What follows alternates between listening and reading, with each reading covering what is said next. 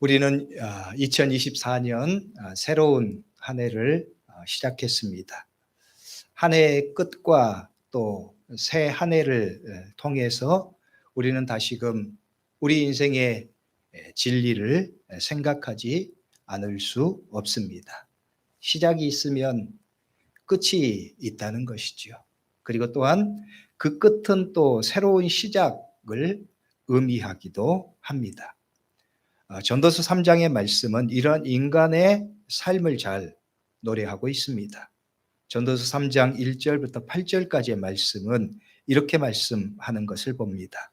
범사에 기한이 있고 천하만사가 다 때가 있나니 날 때가 있고 죽을 때가 있으며 심을 때가 있고 심은 것을 거둘 때가 있으며 죽을 때가 있고 치료할 때가 있으며 헐 때가 있고 세울 때가 있으며 울 때가 있고 웃을 때가 있으며 슬퍼할 때가 있고 춤출 때가 있으며 사랑할 때가 있고 미워할 때가 있으며 전쟁할 때가 있고 평화할 때가 있느니라. 우리 인간의 이 땅의 삶은 육신의 삶의 끝을 의미하는 죽음을 향해 가고 있습니다. 언젠가 그 끝을 맞습니다. 우리의 인생의 시간은 결산할 때가 있다는 것이지요. 그런데 인생의 끝을 맺는 인간의 모습은 두 가지로 크게 구분됩니다. 마지막을 의미 있게 잘 끝내는 삶이 있습니다. 보람되고 행복한 인생입니다. 반면에 어떤 사람은 그 끝이 혼란과 두려움으로 점철되는 사람도 있습니다. 후회와 절망으로 끝을 맺는 것이지요. 한 책에 소개된 이야기 중에 이런 내용이 있었습니다. 프랑스의 소설 사랑의 사막 독사뭉치라고 하는 제목의 이 책의 주인공의 모습을 그리고 있는 내용입니다. 이 사람은 죽음 앞에 이르러서 자신의 삶을 증오와 후회로 가득 채우고 있는 사람이었습니다. 이렇게 말합니다. 하지만 늙어간다는 것은 이래서 무섭다. 사람의 나이는 그 사람의 인생의 총합이며 그 중에서 단 하나의 숫자도 우리는 고칠 수 없다. 증오 속에 죽어가는 이 늙은이를 만들어내는데 60년이 걸렸구나 하는 생각이 들었다. 이렇게 나는 지금의 나가 되었다. 하지만 다른 사람이 돼 있어야 한다. 오 하나님, 오 하나님, 당신이 존재하기만 했더라도 이렇게 되지는 않았으련만. 죽음 앞에서 탄식하면서 자책하면서 한탄하는 그런 주인공의 모습을 그리고 있는 글입니다. 이 주인공의 삶은 자기밖에 모르고 다른 사람을 아무도 사랑하지 않은 사람이었습니다. 하나님을 버린 사람이었습니다. 그런데 마지막 그는 마치 자신이 하나님께 버림받은 것 같이 말합니다. 절망에 쌓여서 죽음을 향해 한 발 한 발 나갑니다. 그런데 그 마음은 후회와 분노와 두려움만 남아 있습니다. 성도 여러분, 이 글에 묘사되고 있는 이 모습을 어떻게 생각하십니까? 한 인간의 불행한 마지막 모습이 아닐 수 없습니다. 여러분은 이 모습을 보면서 무엇을 생각하십니까? 헨리 나우에는 그의 책 마음에서 들려오는 사랑의 소리라고 하는 책에서 말하기를 인간은 이 땅의 여정이 거의 끝나갈 무렵이 되면 생의 발자취를 돌아보기 마련이다 말했습니다. 또한 덧붙이기를 그런데 여전히 과거의 자신에게 매어 있는 삶은 불행한 삶이라고 말합니다. 자기 과거의 상처나 아픔에 자유롭지 못해서 여전히 매어 있는 삶은 후회와 계속된 고통을 스스로 반복하는 어리석음을 범한다고 경고합니다. 그는 그 책에서 이 점을 이렇게 말합니다. 고통으로 점철된 지난 세월도 시간이 흐르고 나면 당신을 새로운 삶으로 이끌어줄 길로만 기억될 것이다. 그러나 그 새로운 삶이 온전히 당신의 것이 아니라면 당신의 기억은 계속 고통을 불러일으킬 것이다. 과거의 고통스러운 사건들을 계속 마음속에 재현하면 피해의식이 들 수 있다. 고통과 과거의 아픔으로 점철된 시간을 사람들은 오히려 때로는 새로운 존재를 만드는 영적인 에너지로 사용합니다. 그런데 그렇지 못한 삶이 있다는 거예요. 계속해서 과거에 집착하고 상처에 집착하고, 그래서 미래도 결국은 파괴하는 어리석은 삶을 반복하는 사람의 모습을 경고하고 있는 거죠. 그래서 긍정적인 삶의 에너지를 통해서 후회 없이 아름다운 삶을 살아가는 사람이 있습니다. 그런데 반면에 그렇지 못한 사람이 있어요. 여전히 후회만 하면서 여전히 과거의 상처와 아픔에만 머물러 있으면서 미래 또한 포기해버리고 마는 그런 삶의 어리석음을 반복하는 모습입니다. 그런 삶을 살다 보면 어느덧 우리 인생의 마지막 순간에 후회와 절망으로 몸부림치게 된다는 것을 그는 경고하고 있어요. 앞서 언급한 한 소설에 등장하는 노인의 모습처럼 말입니다. 불행한 삶입니다. 그런데 다른 삶도 있습니다. 똑같은 생의 마지막 순간에 서 있지만 두려움보다 평안함이, 후회보다 만족과 충만함, 만족이 더 충만한 삶이 있습니다. 오늘 말씀에서 보는 사도 바울의 모습이 그러합니다. 바울은 인생의 마지막 순간을 바라보는 시점에 서 있습니다. 그리고 지나온 자신의 삶을 회고하면서 현재 또한 돌아보며 미래를 기대합니다. 그는 7절과 8절의 말씀에서 이렇게 고백하지요.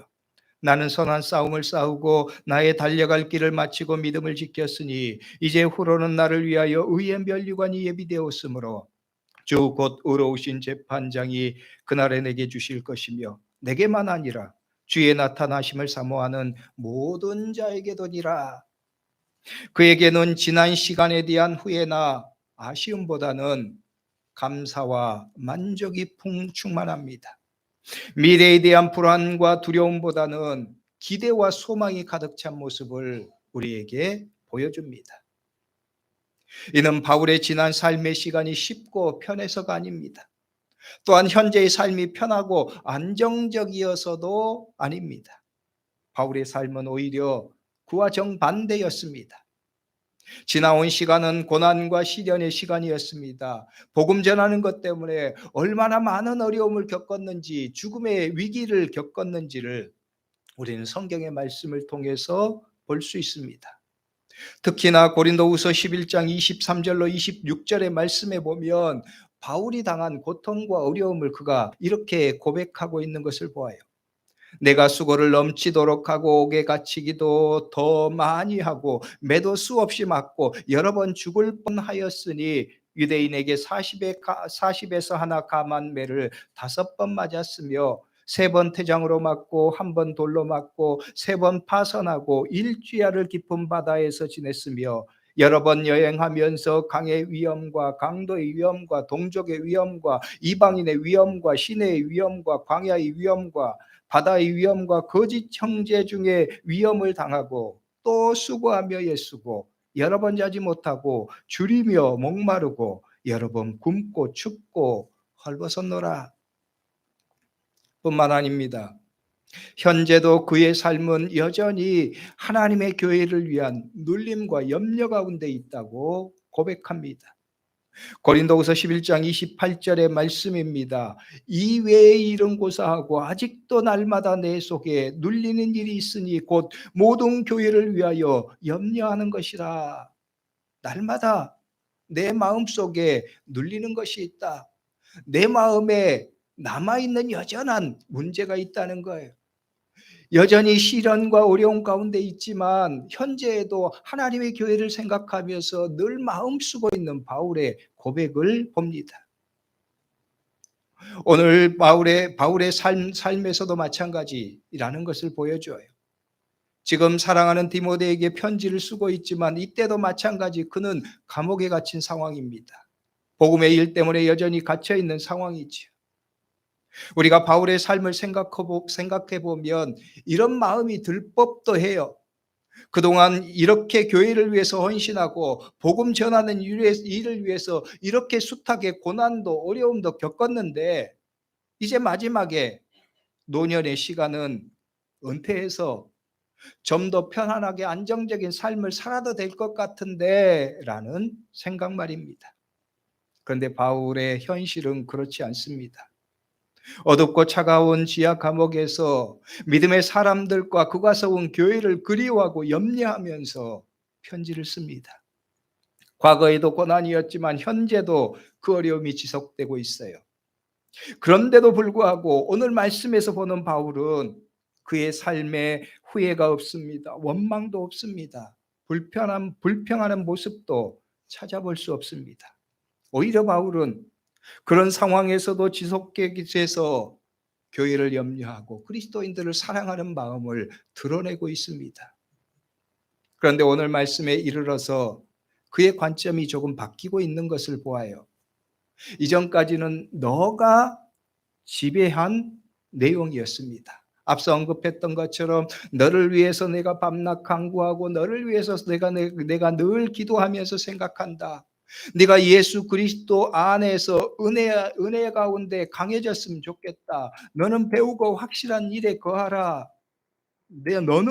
너희는 이런 말이 주를 이루었습니다. 그런데 오늘 말씀에 이르러서는 이제 주어가 자신이 돼요. 나는 나를 위하여 라고 하는 이 말이 오늘 말씀에 지배되고 있는 거예요. 이것이 무엇을 의미합니까? 이제 바울이 생의 마지막 순간에 자신의 삶을 돌아보는 거예요. 자기의 인생의 여정을 돌아보는 거예요. 그러면서 바울이 고백하는 거지요. 자신의 삶의 모습에서 내가 어떤 것을 남겼는가? 내가 어떤 믿음의 씨앗을 뿌렸는가?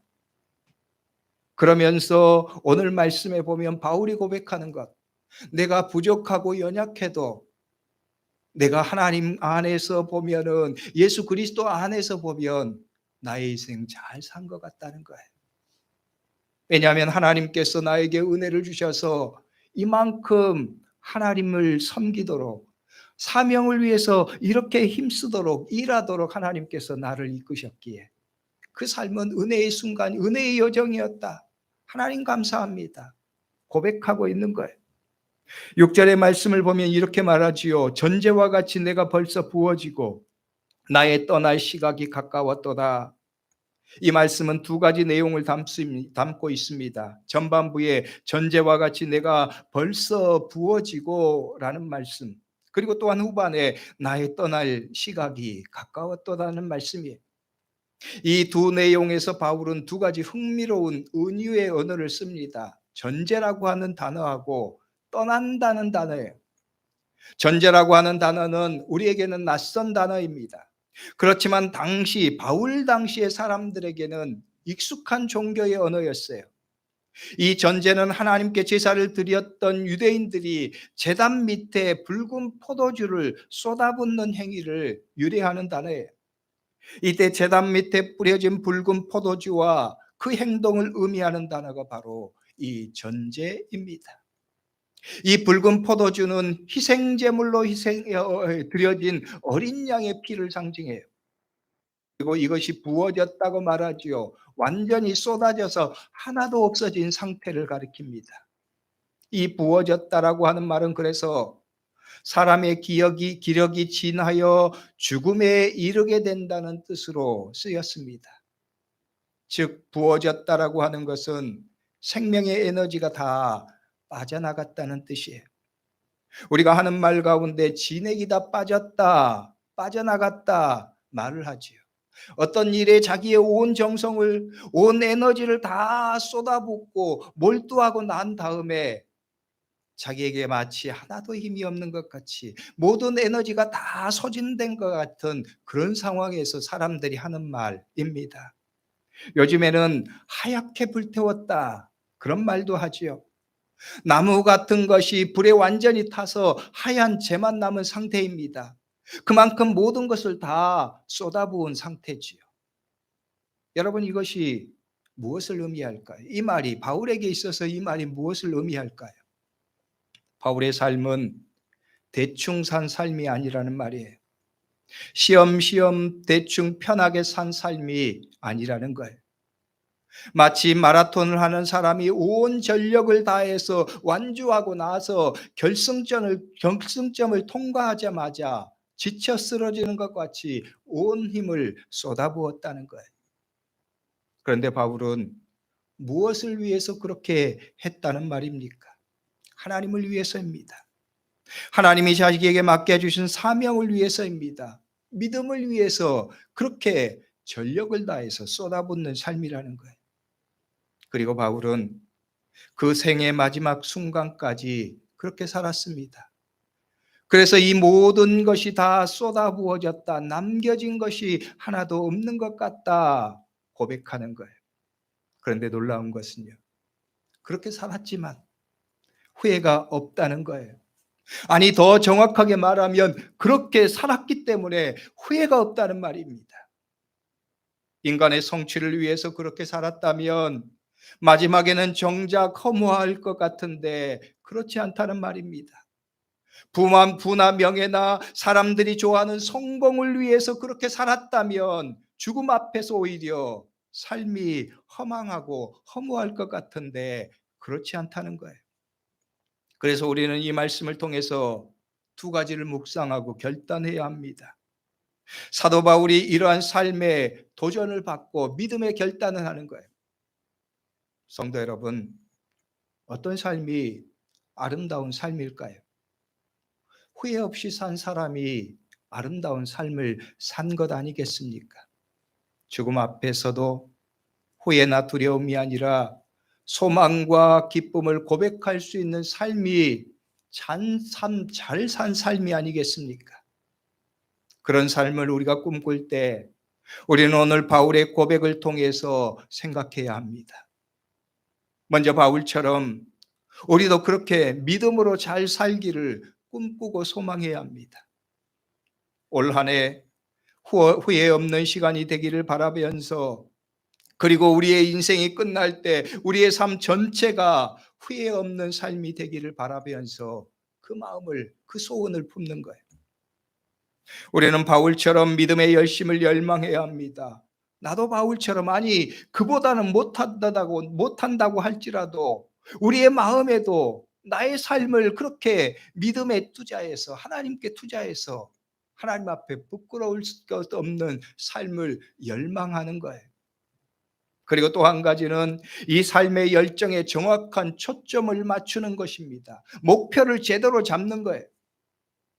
사도 바울이 그가 살아온 삶에서 후회가 없고 부끄러움이나 두려움이 없는 이유는 그가 쏟아부은 삶의 열정이 제대로 된 목표를 가졌기 때문입니다. 그 목표는 믿음의 일입니다. 하나님을 위한 삶이에요. 성도 여러분, 열심히만 산다고 인생이 행복하고 후회 없는 삶일까요? 결코 그것은 아닙니다. 전도서의 말씀을 보면 인생을 노래하면서 헛되다 말했던 전도자였습니다. 전도자가 내 인생이 헛되다고 말한 것, 여러분, 전도자가 대충 살아서일까요? 빈둥빈둥 인생의 목표 없이 살다 보니까 어느 날 인생이 다해서 인생의 시간이 다 허비되어서 헛된 것만 남은 것 같은 그런 인생의 고백일까요? 아닙니다. 그는 그렇게 살지 않았습니다. 전도자는 열심히 살았습니다. 누구보다 열심히 인생을 살았던 사람이에요. 그래서 전도서 1장 12절 13절의 말씀에서 전도자는 헛되다 말한 이후에 이렇게 말하고 있어요. 나 전도자는 예루살렘에서 이스라엘 왕이 되어 마음을 다하여 지혜를 써서 하늘 아래 행하는 모든 일을 연구하며 살핀즉 이는 괴로운 것이니, 마음을 다해서 지혜를 온통 쏟아서 하늘 아래에 행하는 모든 일을 연구했다는 거예요. 그리고 그것이 얼마나 힘들고 어려운 일인가, 괴로운 일이었다는 거예요. 이것이 무엇을 말합니까? 그만큼 열심히 노력하면서 인생의 문제를 고민한 거예요. 내가 제대로 좀 살겠다, 살아야 되겠다, 인생을 제대로 살아야 되겠다, 그런 마음으로 인생의 진리를 찾는 그런 삶을 산 거예요. 그런데 그가 왜 인생이 헛된 인생이 되었습니까? 목표가 잘못되었기 때문입니다. 물론 이 말은 지혜를 탐구하고 공부하고 노력하는 것이 필요 없다는 말이 아닙니다. 우리는 그렇게 힘쓰면서 살아야 합니다. 공부도 하고 열심히 노력도 해야 합니다. 그런데 중요한 것은 그 목표예요. 그 목적입니다. 하나님 앞에 신실한 삶의 목적을 두는 거예요. 믿음으로 살고 하나님이 우리에게 주신 삶의 목적을 제대로 사는 삶이 중요하다는 거예요. 그래야 인생의 후회가 없습니다. 죽음 앞에서도 후회 없이 두려움도 없을 수 있습니다. 그러므로 성도 여러분, 오늘 우리들도 바울처럼 믿음의 꿈을 가져야 합니다. 나도 믿음으로 제대로 된 인생을 살아보겠다, 나도 내 인생에서 진짜 후회 없는 인생을 살아보겠다 다짐하고 결단해야 합니다. 믿음으로 결단해야 하는 거예요. 그래야 인생이 후회가 없습니다. 그래서 우리의 인생의 끝도 후회 없고 허무하지도 않고 두려워하지도 않고 오히려 하나님께서 내게 주실 소망으로 가득한 삶을 바라볼 수 있게 되는 거예요. 하나님께서 우리에게 새로운 한 해를 주셨습니다. 우리에게 주신 이 한 해를 우리가 그런 믿음의 소망을 품고 그런 믿음의 열망을 가지고 살 수 있기를 주의 이름으로 축복합니다. 우리의 삶, 하나님께서 주신 이 인생, 내가 더 열심히 살아야 되겠다, 믿음을 열망하면서 하나님 앞에 부끄러울 것이 없는 소망을 가지고 그 믿음의 결단을 하면서 살아가는 삶이 되는 거예요. 그런 삶이 모여서 후회 없는 인생이 되는 거예요. 하나님 앞에 부끄러울 것이 없고 하나님께서 마지막에 우리를 칭찬하시면서 잘했다, 충성된 종아 말씀하실 수 있는 인생이 되는 거죠. 오늘 저와 여러분들이 그러한 믿음의 결단을 새롭게 하고 하나님께서 오늘 우리에게 주신 새로운 한 해, 하나님 앞에 부끄러울 것이 없고 하나님께서 오늘 우리의 인생에 후회함 없이 우리의 인생 살게 하시는 그 은혜를 바라보면서 믿음으로 결단하고 나아가는 저와 여러분들의 삶이 될 수 있기를 주의 이름으로 축복합니다. 기도하겠습니다. 기도할 때 오늘 말씀을 붙잡고 통성으로 잠깐 기도하죠. 하나님,